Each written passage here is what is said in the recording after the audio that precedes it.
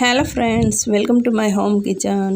કંકોડા કે કંટોલાના નામથી ઓળખાતા આ શાક કે જે ચોમાસાની સિઝનમાં મળતા હોય છે, કંટોલાના શાકની રેસીપી લઈને આવી છું. આ કંટોલાનું શાક ટેસ્ટી તો બને જ છે, સાથે સાથે તે ખાવાથી ઘણા બધા ફાયદા થાય છે. તે કેટલીક બીમારીમાં રાહત આપે છે. તો સિઝન દરમિયાન આ શાક જરૂરથી બનાવી અને ખાવું જોઈએ. તો ચાલો શરૂ કરીએ કંટોલાનું શાક બનાવવાની. તે માટે સૌથી પહેલાં કંટોલાને આ રીતે ઉપરથી થોડી તેની સ્કિન કાઢી લેવી જોઈએ. જો તમે સ્કિનને દૂર ના કરવી હોય આ રીતે, તો તમે તેને ખાલી સારી રીતે વોશ કરીને પણ તેને કટ કરી શકો. તો મેં આ રીતે થોડી સ્કિન કાઢી લીધી છે. તો બધા કંટોલા અત્યારે મેં 250 ગ્રામ જેટલા કંટોલા લીધા છે અને તેમાંથી 1 બાઉલ જેટલું શાક રેડી થાય છે. તો આ રીતે બધા કંટોલાની સ્કિન કાઢી લીધા બાદ હવે તેને આ રીતે રાઉન્ડ શેપમાં કટ કરી લેવા. જો તમે ઈચ્છો તો તેને કોઈપણ શેપમાં કટ કરી શકો છો.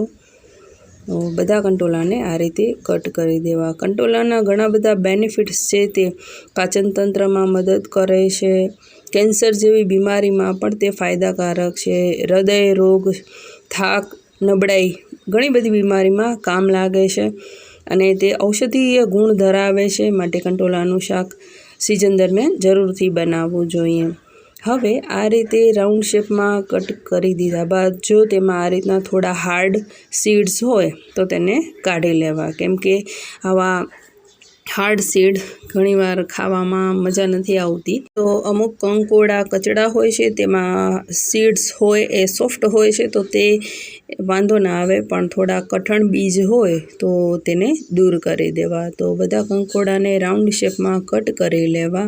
જો આ રીતે તમને હાર્ડ સીડ એક દૂર ના કરવા હોય તો આ કંકોડાને જ્યારે પાણીમાં સારી રીતે ધોઈએ ત્યારે તેને થોડા ઘસીને ધોવા, જેથી કરી અને તેના બધા બીજ છે એ પાણીમાં દૂર થઈ જાય છે. વધારાના બીજ છે એ નીકળી જાય છે, જેથી કરીને તેના હાર્ડ સીડ અલગથી કાઢવાની જરૂર પડતી નથી. તો હવે બધા સમારેલા કંકોડાને પાણીમાં સારી રીતે ધોઈ લઈએ. આ કંકોડાનું શાક અનેક રીતે બનતું હોય છે, પણ આજે આપણે કાંદા લસણ વગરનું અને ચણાના લોટવાળું શાક બનાવશું, જે ખાવાની ખૂબ મજા આવે છે. આ રીતે પાણીમાં ધોઈ લીધા બાદ તેને એક અલગ પ્લેટમાં લઈ લેવા. તો જુઓ કે આ રીતે તેના બધા કઠણ બીજ છે એ પાણીના તળિયે રહી જાય છે અને આ રીતે તેના બીજ દૂર કરી શકાય છે.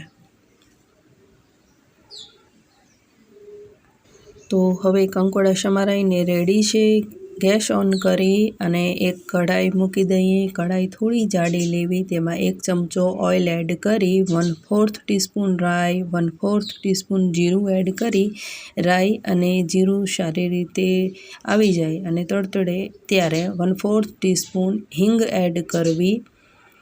ત્યારબાદ તેમાં સમારેલા કંકોડા એડ કરવા અને તેને મિક્સ કરી થોડીવાર ધીમી આંચ પર તેને રોસ્ટ થવા દેવા. જો તમને આમાં લીલા મરચાં એડ કરવા હોય તો 2-3 સમારેલા લીલા મરચાં પણ એડ કરી શકાય. તો હવે તેને 2 થી 3 મિનિટ રોસ્ટ કરી દઈએ. ત્યારબાદ તેમાં મસાલામાં 1/2 ટીસ્પૂન હળદર, 1 સ્પૂન લાલ મરચું પાવડર, 1/2 ટીસ્પૂન ધાણાજીરું પાવડર અને મીઠું સ્વાદ મુજબ એડ કરી ફરી તેને મિક્સ કરી અને ફરી 2 મિનિટ માટે તેને રોસ્ટ થવા દેવું. આમાં મસાલા બળી ન જાય અને સારી રીતે કૂક થાય માટે 1 કપ જેટલું પાણી એડ કરી તેને ઢાંકી અને 5 મિનિટ માટે કૂક કરી લેવું. બધું પાણી એબ્ઝોર્બ થઈ જાય ત્યારે તેને ખોલીને ચેક કરી લેવું. આ કંકોડા હવે સારી રીતે કૂક થઈ ગયા છે. હવે તેમાં 1 ચમચી જેટલું સમારેલું ગોળ એડ કરી તેને મિક્સ કરી દેવું અને ગોળ મેલ્ટ થાય ત્યારબાદ તેમાં 2 થી 3 ચમચી જેટલું ચણાનો લોટ એડ કરી અને તેને મિક્સ કરી દેવું અને ફરી 2 મિનિટ તેને રોસ્ટ કરવું. તો આ રીતે ચણાના લોટવાળું કંકોડાનું આ શાક બહુ જ ટેસ્ટી બને છે. આ શાક હવે રેડી છે, તો ગેસ ઓફ કરી દઈએ અને તેને સર્વ કરીએ. રોટલી જોડે આ શાક ખાવાની ખૂબ જ મજા આવે છે. રેસીપી પસંદ પડી હોય તો લાઈક કરજો, શેર કરજો. આવજો.